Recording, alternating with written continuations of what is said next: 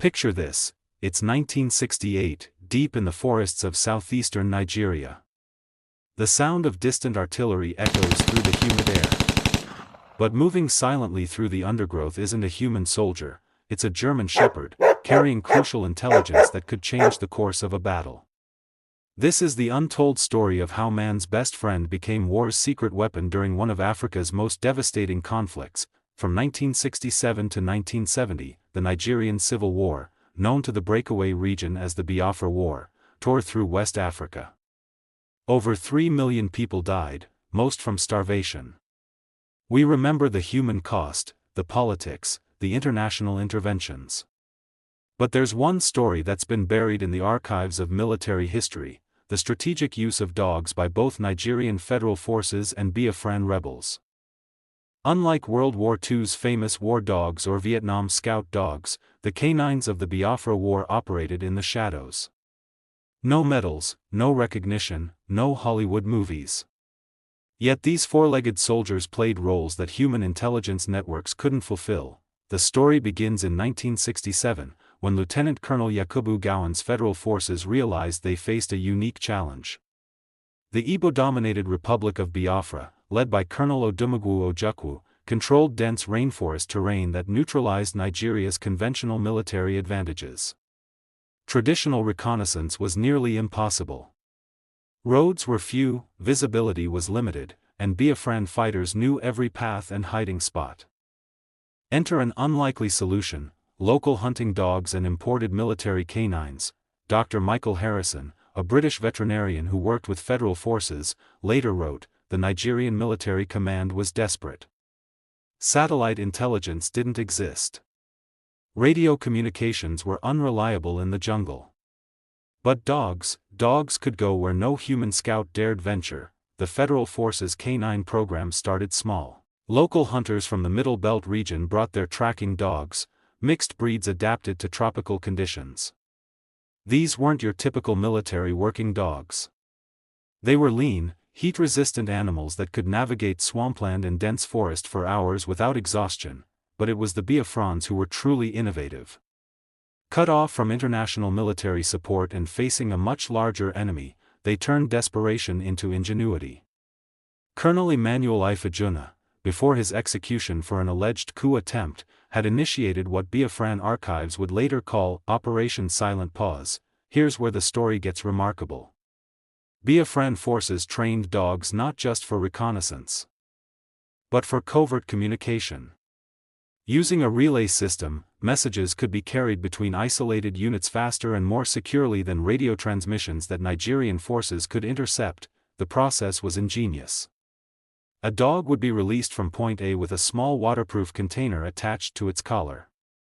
The animal had been trained to travel to point B, sometimes up to 15 miles through hostile territory, where handlers would retrieve the message and send the dog back with a response, or forward to point C. Captain James Oakley, a Biafran communications officer who survived the war, recalled decades later, "Those dogs saved hundreds of lives."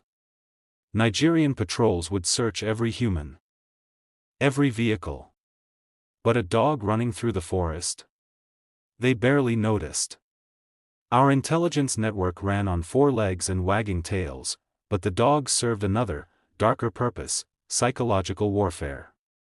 Both sides discovered that canines could be weaponized not just for intelligence, but for terror. Federal forces began using large dogs, primarily German shepherds obtained through Egyptian military contacts, to intimidate civilian populations suspected of supporting Biafran fighters. The sight and sound of military dogs became associated with raids, interrogations, and forced relocations. The Biafrans, meanwhile, exploited local spiritual beliefs. In many Igbo communities, certain dogs were considered sacred or connected to ancestral spirits. Biafran psychological operations teams would sometimes use dogs in propaganda efforts, suggesting that even the spirits favored their cause. This spiritual dimension added layers to the conflict that military historians often overlook. War isn't just about bullets and borders, it's about hearts, minds, and beliefs. But perhaps the most chilling aspect was what happened when dogs were captured. Both sides began interrogating enemy dog handlers to understand the opposing forces' communication methods. These sessions revealed the sophisticated nature of canine intelligence operations that had been developing throughout the conflict. As the war progressed and Biafra faced increasing starvation, even the dogs became casualties of a different sort. Protein was so scarce that military dogs, these loyal intelligence assets, began disappearing from camps. Survival trumped strategy. Federal forces, aware of Biafra's desperation, sometimes deliberately targeted enemy dog units. They understood that destroying these communication networks could isolate Biafran forces more effectively than cutting telephone lines. By January 1970, when Biafra surrendered, most of the war dogs were dead, from combat, starvation, or disease. The few that survived faced an uncertain fate. Military records from both sides were hastily buried or destroyed. The human cost of the war was so overwhelming that the story of these canine warriors was forgotten almost immediately. Today, no monuments honor these dogs.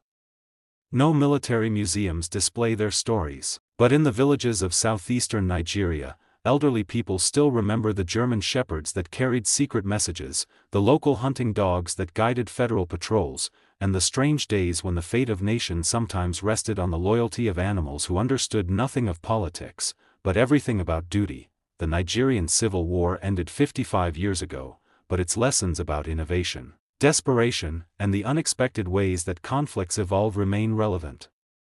In modern warfare, we have drones, satellites, and digital intelligence networks.